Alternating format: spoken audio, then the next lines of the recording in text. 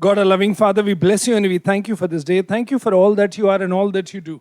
We submit and surrender ourselves to you this morning. Thank you, Father, for your immense love and your covering over us of compassion, of tenderness, of meekness, and your heart towards us, that you have given us Jesus, your beloved Son, who is your love, your peace, your joy, and your life to us. Thank you, Jesus, that you came down from heaven. Thank you for the work of God, the Holy Spirit, in us because of your finished work on the cross, because of your resurrection and your ascension. Thank you. Thank you, O Holy Spirit of God. Work in us the desire and the love and the want to follow you every day. In Jesus' mighty name we pray. Amen. If you and I can open our Bibles to 1 Peter chapter 1, we will go to verse 15. And if you see there, it says, "But as he who called you is holy, you also be holy in all your conduct." Can you see? So what we find here is that we are called to be holy in all our conduct, in our way of life, in our manner of life. And in other words, be more and more like what God is calling us to. Because the next verse says, "Because it is written, be holy, for I am holy." Amen? Can you see? So God expects from us that we conduct ourselves and the manner of our lives and how and what we do every day should be an experiential holiness of God. In other words, set apart life. If you again open your Bibles to Philippians chapter 3, verse 17, you will find there where Paul says, "Brethren, join in following my example and note that those who so walk as you have us for a pattern." Amen? Can you see? There is a way of life. There is a pattern of life that has to be followed. And Paul is telling them, please see, this is the pattern that you should follow in your way of life. Amen? And that is the reason what you and I must understand, that when God says, "Be holy as I am holy," God calls us to a way of life, to a pattern of life, to a living way of life which is more and more of God in everything that we think, we speak, and we do every day. And that's the reason, if you open your Bibles again with me, you will see, come with me, in James chapter 3. Please listen, verse 13. "Who is wise and understanding among you? Let him show by good conduct." Can you see? Let him show by good conduct. So there is a pattern, there is a way of life, there is a manner of life, there is a conduct that is expected of a believer who claims to have God as a father, who claims to know Jesus as his personal savior, and who claims to be filled with the power of God the Holy Spirit. Amen? So what does it say here? Please see. "Let him show by good conduct that his works are done in meekness and in wisdom." Hallelujah. Can you see? In meekness and in wisdom. Wise and understanding. This reflects God's holiness and God's way of life. So when the Bible says in 1 Peter chapter 1 verse 14 onwards, please see. Now, "As obedient children," amen, "not conforming yourself to the former lust as in your ignorance, but as he who called you is holy, you also be holy in all your conduct. Because it is written, be holy, for I am holy. And if," please see, "and if you call on the Father," see, if you call on God the Father, see, as your Father, "and if you and I are born of his word and his spirit and cleansed by the blood of the Lamb, then our conduct will be more and more like our Heavenly Father." Amen? Because we are offsprings of the Father and we are called to be into the likeness of His Son Jesus. So we have to pay heed to His voice over our lives. In fact, the Bible tells us that. Come with me. If you see in Romans chapter 8, What is the call of God over our lives? And what does God desire of us? Romans chapter 8. Please see verse 28. And we know that all things work together for good to those who love God, to those who are the called according to His purpose. See, the Father called us into Christ Jesus for a purpose, and the purpose is for whom He foreknew, He predestined to be conformed to the image of His Son. Hallelujah. Can you see? So what does God want here on earth? God wants the image of His Son not only imprinted in our hearts, but coming forth from our lives. Hallelujah. By the power of God, the Holy Spirit, in conduct, in speech, in thought, in word, in deed, in our whole way of life. How? With godly wisdom, with understanding, with godly fear, and with meekness. Amen? That people see and they are in awe that here is a man and a woman who is so much in the image and likeness of Jesus Christ. Hallelujah. And that is the conduct, that is the lifestyle, that is the manner of life, that is the behavior that is called for in experiential holiness. Hallelujah. Positionally, we are holy in Christ Jesus, declared, justified, sanctified. Amen. But the sanctifying work of the Holy Spirit of God must always be seen in and through our life. Hallelujah. That is the continual work of God, the Holy Spirit, in and through us.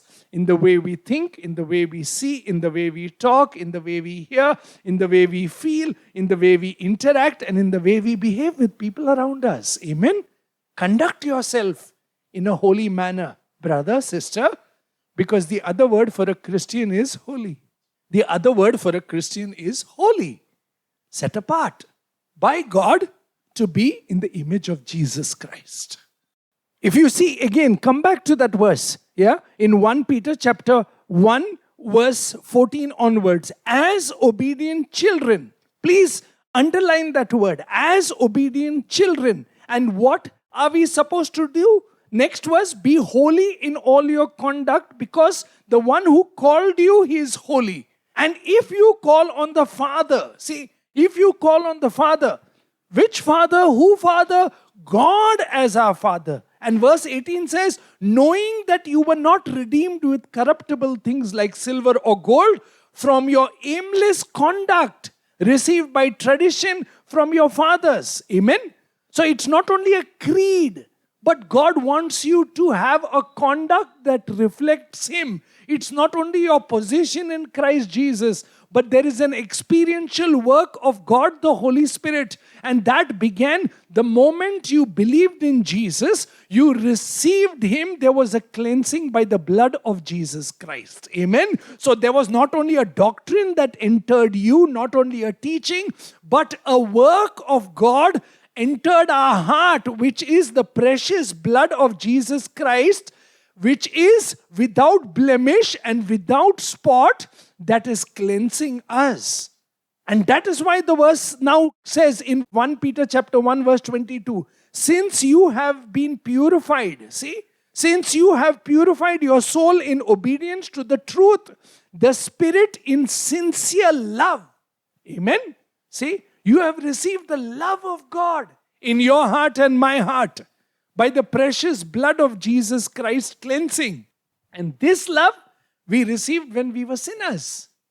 But after that, God expects us not only to hear the doctrine, but to start working out the duty of God the Holy Spirit's life in us and through us. Not only to hear the creed, but the conduct is changed. Not only to be in a position of saying, yes, I am saved and redeemed in Christ Jesus, but that work begins in and through our lives. Amen? And that is effective because of the cleansing blood, because of the incorruptible word, and because of the power of God, the mighty Holy Spirit in us.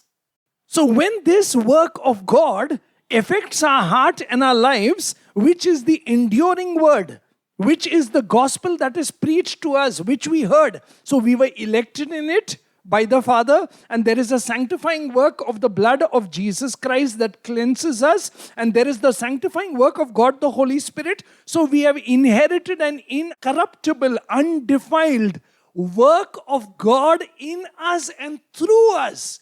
Therefore, what happens? Please see 1 Peter chapter 1 verse 13.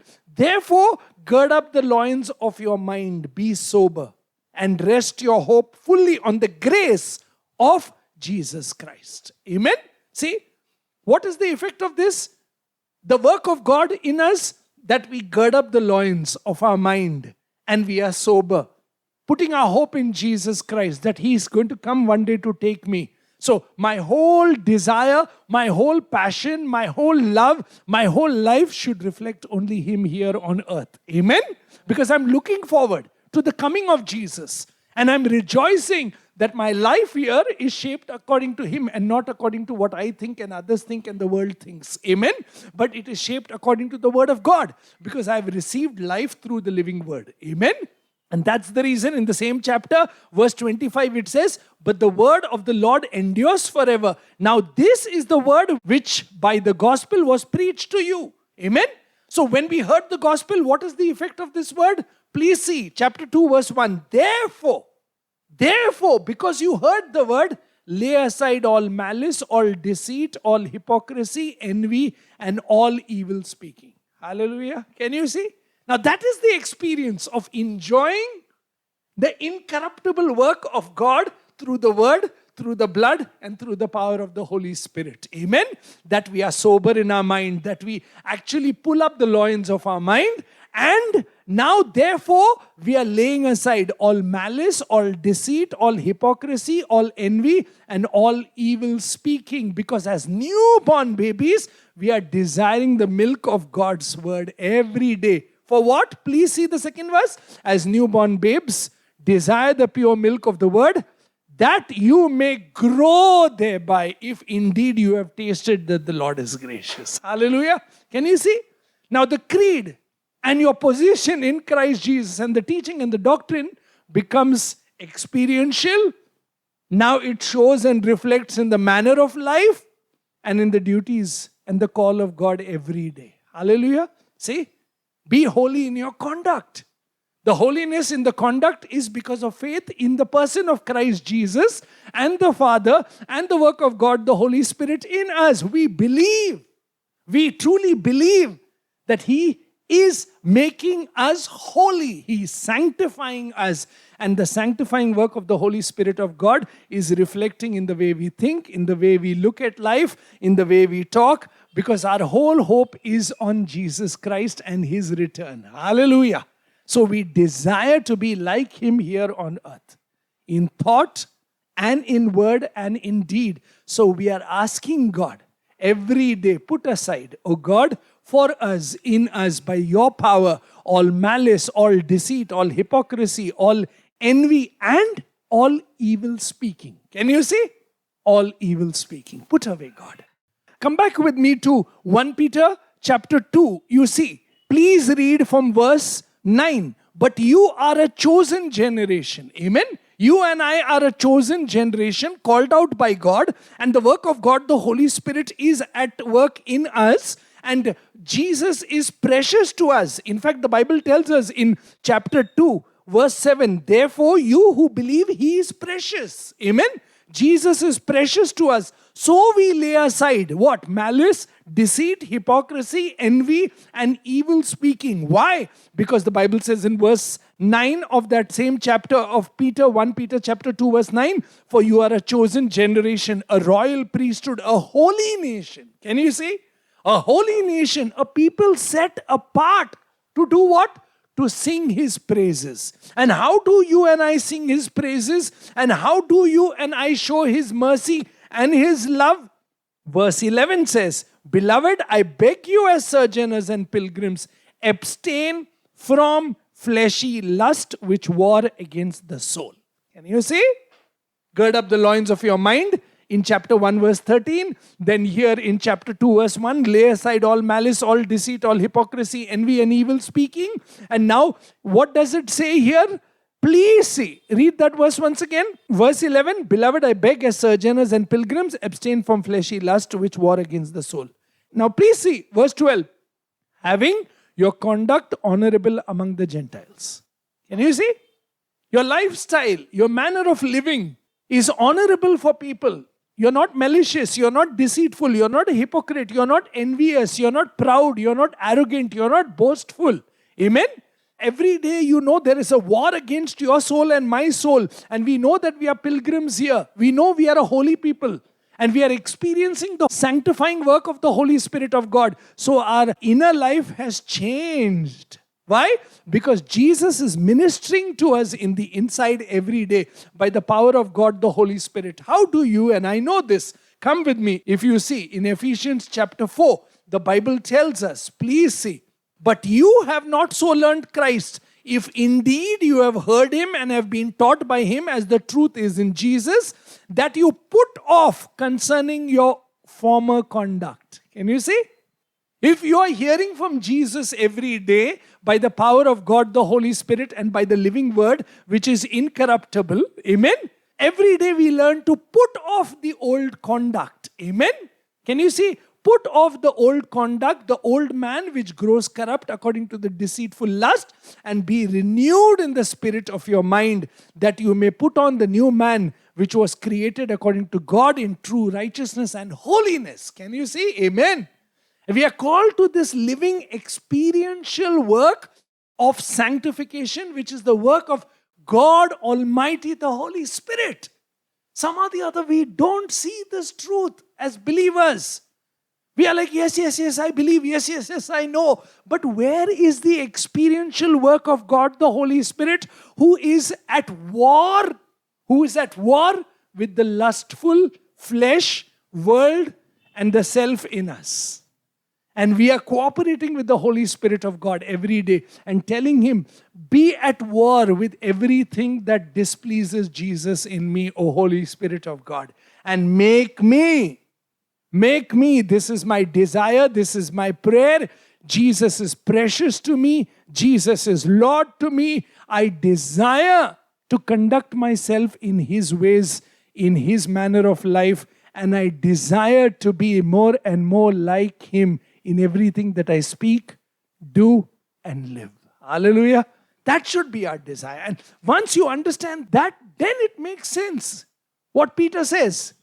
Come with me to 1 Peter chapter 2. If you see verse 11. Beloved, I beg you as sojourners and pilgrims, abstain from fleshy lust which war against the soul. Why are we sojourners and pilgrims? Because we are holy. Amen? Because we are not of this world. We are citizens of heaven. Amen? So we have our citizenship in heaven. We have our treasure in heaven. We have our precious treasure, Jesus Christ of Nazareth in heaven, who will come back to take us to be one with him. So we have our city in heaven. We have our Lord in heaven. We have our friend in heaven. And our desire here on earth is to do our Father's will and to be like our Father here on earth, so that men and women will see. What will they see? They will see the mercy of God. Hallelujah. That's the reason, if you see 1 Peter chapter 2 verse 10, it says, who once were not a people, but now the people of God, who had not obtained mercy, but now have obtained mercy. Amen. So we are a people who are holy. Yes. Why? Because we have obtained God's mercy. And we know we don't deserve that mercy.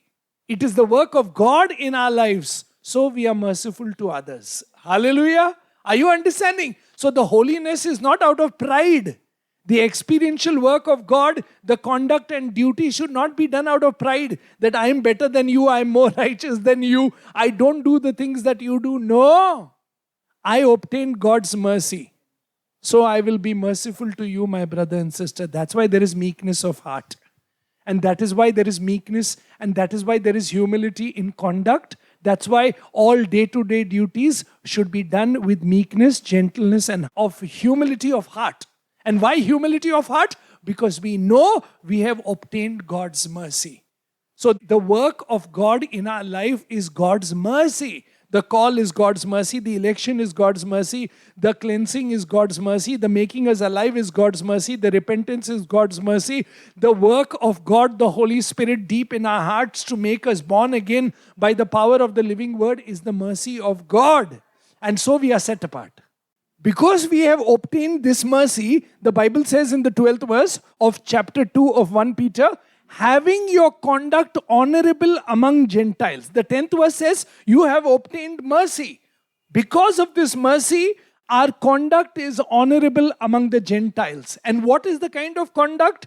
See verse 13. Therefore submit yourself to every ordinance of man. Hallelujah. Can you see? Because I have obtained mercy of God, my conduct, my manner of life, my speech, my lifestyle is going to be of submission. Amen? And that's the reason Peter goes on to say, submit to the king, submit to the governor, submit to your masters, even if they are evil. Can you see? Why? Because you have a father who is loving. Amen.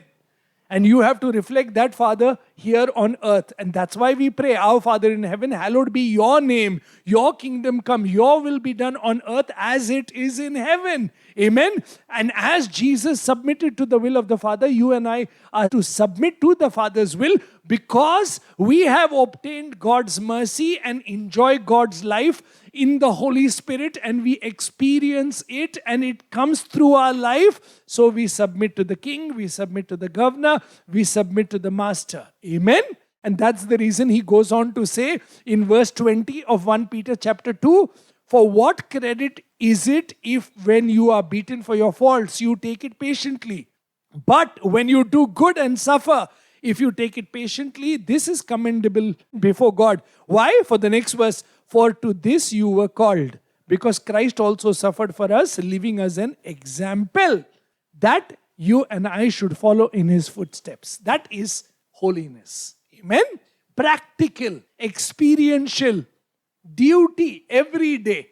What is our lifestyle as believers? Holy. What does holy mean? Submit.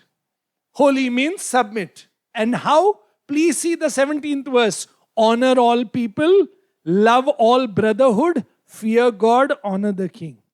Amen? See, that is a lifestyle. That is the manner of life. And that is the same thing. If you see what even Paul is telling Timothy. Amen? And Paul tells Timothy the same words. If you see in 1 Timothy chapter 2, therefore I exhort first of all that supplication, prayer, intercession and giving of thanks be made for all men, for kings and all who are in authority, that we may lead a quiet and peaceable life in all godliness and reverence. Amen? Why? For this is good and acceptable in the sight of God our Savior. Amen? And this is what God desires of us. To live a quiet, holy, peaceable, godly life where we pursue holiness, where we long, desire to submit our will to God because God has been merciful to me. So our holiness is not out of arrogance, of pride, of boastfulness, like that person who was praying and saying, I'm not like him. Remember? The Pharisee who prayed? And Jesus said, no, his prayer is not heard. So we are not pharisaical in our prayer. We are not proud and arrogant and boastful in our holiness. In fact, we are humble. Why? Because we have received mercy. We have obtained mercy, so we are submissive. We have obtained mercy, so we live peaceable. We have obtained mercy, so we live quietly. We have obtained mercy, so we live godly. Amen? That is the way of life that God has called us believers to live. For this is good and acceptable in the sight of God, our Savior, who desires all men to be saved and to come to the knowledge of the truth. Amen? Can you see? Lifestyle. The lifestyle that we live is what God desires that all people should see and come to the saving grace of God. Amen? See? So there is an experiential work of holiness happening in each one of our hearts as believers. And every day we should ask the Holy Spirit of God, make me holy. In other words, I want the lifestyle of Jesus Christ in thought, in word, in deed, in conduct, in duty, in manner of life, that I live quiet, I live peaceable, I live godly, I live in reverence, and I live in submission. Amen? You were called for this. Amen?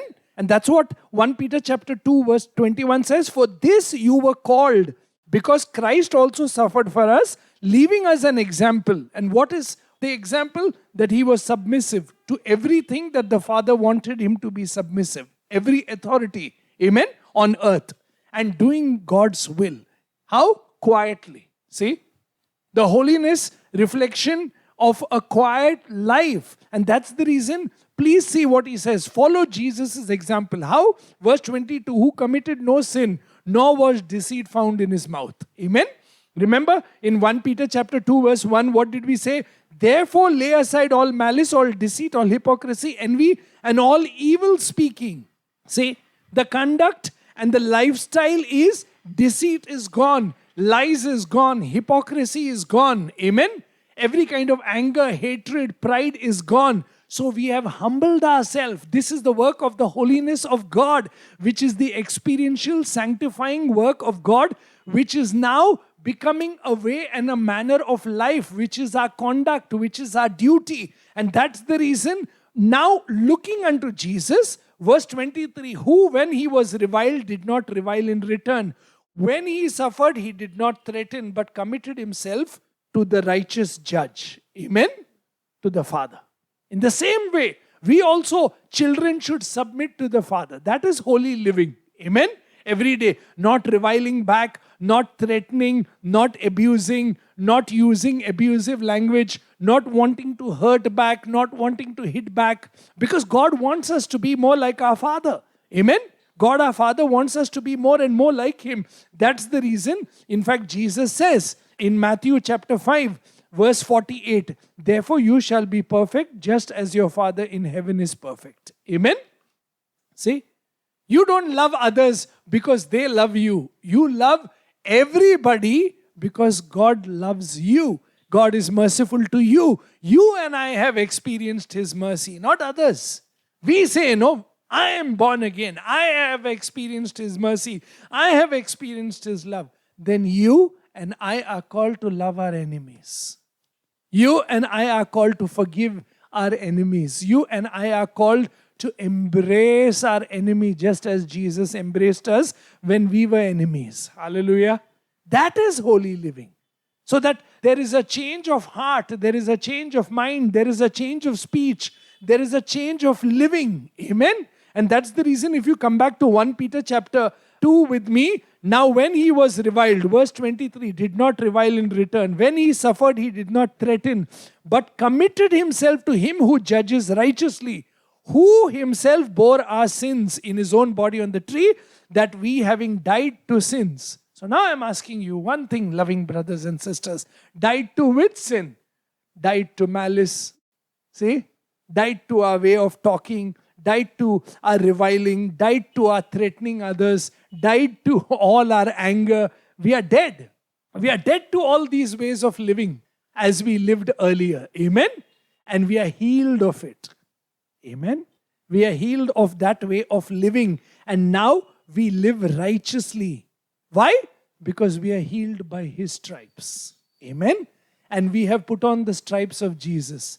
That is, we have put on the righteousness of Jesus in position, and now we are experiencing the power of the cleansing blood of Jesus Christ, who cleanses us. He cleanses us from all malice, from all deceit, from all hypocrisy, from all envy. Amen? And our lifestyle is now reflecting Him because we are healed. In other words, we are holy. Amen? We are holy by Jesus' stripes. We are holy by Jesus' blood. We are holy by Jesus' living word. We are holy because of the power of God, the Holy Spirit at work in us and through us. We were going astray, but now the Bible says in verse 25, you were like sheep going astray, but now have returned to the shepherd and the overseer of your soul. Amen? So now we are under the authority and the lordship of the Father. Be like your Father in heaven.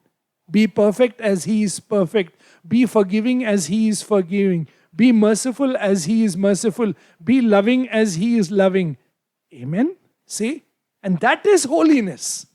Holiness is understanding the cross, looking to the cross every day, desiring that way of life to be more and more like Jesus. Amen? It's not the creed only, but the conduct changes. It's not the doctrine only, but duties are different now. It's not positional, but it's experiencing the power of God's sanctifying holy fire, sanctifying us every day and making us into the likeness of Jesus. Amen? Now, this way of life is reflecting, where if you see in chapter 3, verse 1, wives, likewise be submissive to your own husband. And see the second verse, when they observe your chaste conduct accompanied by fear. Amen? Can you see? So there is a lifestyle there. There is a lifestyle, the way of life. Amen? And please understand, this life is a life that is in the inside. The fourth verse says, rather it be the hidden person of the heart with the incorruptible beauty of a gentle and a quiet spirit, which is very precious in the sight of God. Amen? So every believer, this has got nothing to do with only women. Every believer should live like this. Quiet, gentle, meek, with reverence, with godly fear. Amen? And there should be an incorruptible beauty of a gentle and a quiet spirit. That is holiness. See, a gentle, quiet, holy Spirit of God at work in you and in me. So when you look at a Christian, what do you and I see? What is expected of us as believers? As believers, we have to lead a quiet, peaceable, godly, reverent life. A life of reverence, a life of godliness, a life of peace. That's why the Bible says, no, in Hebrews, if you remember, chapter 12, verse 14, pursue peace with all men, with holiness. For this is what God desires from us. Amen? This is good and acceptable to God. And that's the reason here again Peter says, let your life be an incorruptible beauty of gentle and a quiet spirit, which is precious in the sight of God. For in this manner, the women of the past lived. Amen? See, this is a manner and a way of life. This is holiness. Yeah? That God is at work in us. And what is this? The mercy of God. Hallelujah. Because we know every day we are receiving God's mercy, we are becoming very quiet, we are becoming very gentle, we are becoming very reverential, we are becoming very peaceable, we are becoming very loving, and we are honoring all people, submitting, and we are loving people, and we are fearing God. Hallelujah. Lifestyle, conduct. And for husbands, if you see in 7th verse of chapter 3, husbands likewise dwell with your wives with understanding, giving honor to your wife. Can you see? Understand them. Give honor to them because they also are co-heirs to the life of grace of God. Amen? Why? So that your prayers are not hindered. Amen? Can you see? That's a lifestyle. It becomes a lifestyle. And if you see the same thing Paul is saying in 1 Timothy when he speaks to Timothy in that chapter, come with me. 1 Timothy chapter 2 when he says, you should lead a quiet and a peaceable and a godly life. In chapter 2 verse 2, please see after that what he says to the men. Verse 8, I desire therefore that men pray everywhere, lifting up holy hands without wrath and doubting. And next he says, in like manner also that the women adorn themselves in modest apparel with priority and moderation, not with braided hair or gold or pearls or costly clothing, but which is proper for women professing godliness with good works. Amen? Can you see? Everywhere you will find godliness, godliness, godliness. This is holiness, loving brothers and sisters. Holiness. The holiness of God reflects in the way we live, in the way we think, in the way we talk, in the way we behave, in the way we pray. Amen? And this is the holiness of God. When God says, be holy as I am holy, in other words, I want you to be conformed to the likeness of Jesus, my Son. Amen. Be ye holy and look at Him and every day desire His way of life. So gird the loins of your mind. Therefore say no to every malicious way, every evil way, every hypocrisy, envy, every kind of anger, jealousy, hatred, resentment. You have been cleansed by the blood of Jesus Christ.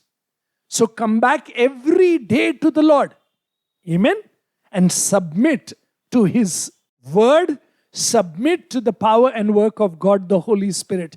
Turn your back to the ways of the world and the things of the world and the influence of the world and the fashion of the world and the schemes and the lies and the designs of the world and look unto Jesus. Turn away from the world and look unto the Word of God, which is incorruptible, which is powerful, which is life-changing word, which you and I should implant every day, which is the holy Word of God. Sit in the closet with the Father.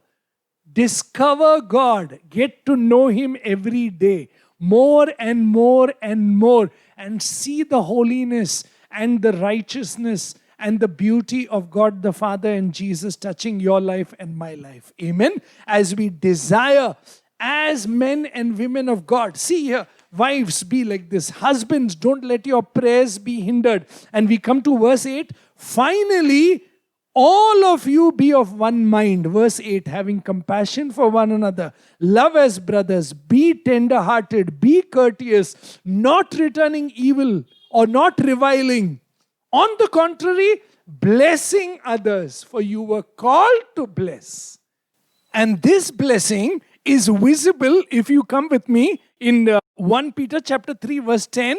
He who loves life and see good days, let him refrain his tongue from evil and his lips from speaking deceit. Can you see?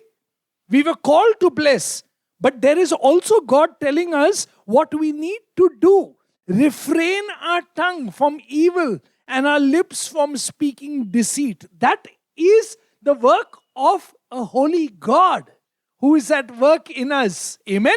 That He is restraining our tongue from evil and He is sealing our lips from all deceitful speaking.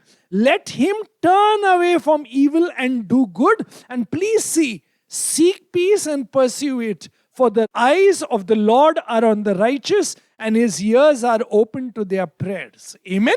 A holy God looking to His holy people who are longing to be like Him. See, the prayer is later. But first, what is it that we are doing? Refraining from evil speaking, and our lips are not going to speak deceitful things. Amen? And God is looking for these righteous men and women who are called Christians, who are sanctified by the blood of Jesus Christ. Even if we speak evil, even if we think evil, even if we do evil, we go to the sanctifying fountain of the blood of Jesus Christ. Amen? Where we confess our sin, where we renounce our evil, where we submit again to the authority of God's word and ask God's word to cleanse us, heal us, deliver us from everything that is evil. Amen?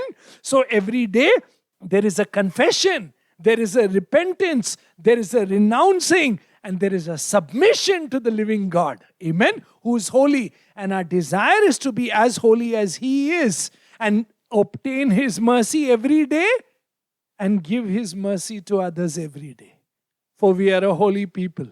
And that holiness is God's mercy going forth from our life to people around us. Amen? So we bless others as God has blessed us. Come, please see verse 13. And who is he who will harm you if you become followers of what is good? Please see. But if you should suffer for righteous sake, you are blessed. And do not be afraid of their threats, nor be troubled. But please see verse 15. But sanctify the Lord God in your heart and always be ready to give a defense to everyone who asks you a reason for the hope that is in you. How you should do it? With meekness and with fear. Amen? Why? Because there is no deceit, there is no malice. Amen? There is no evil talking, there is no hypocrisy, there is no envy. See, There is no frustration coming forth from your life. Why? Because you and I have submitted to the Father who is righteous. And we are in position in Christ Jesus, made righteous by Him.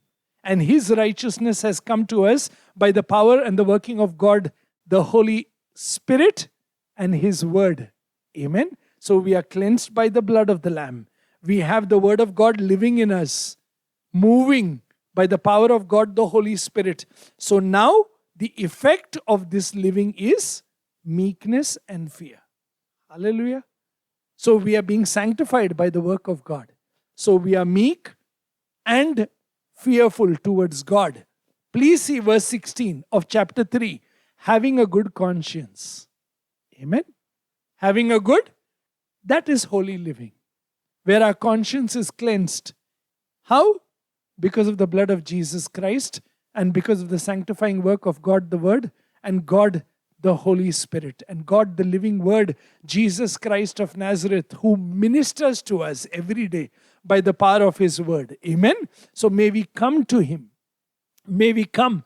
May we turn away from everything that is worldly and evil. Get into the closet with the Father. Discover God's power and His work. Come to true repentance.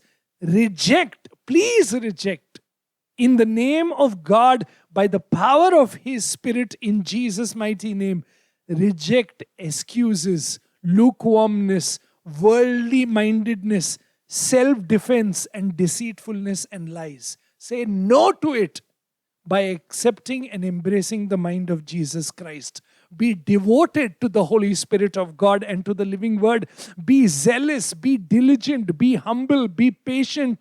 Resolve to follow Jesus every day and pray for one thing. May I be more and more like you, Jesus, in my way of life. Remove from me, Lord, every spirit of hypocrisy. Every spirit of hypocrisy, let it be gone in Jesus' name.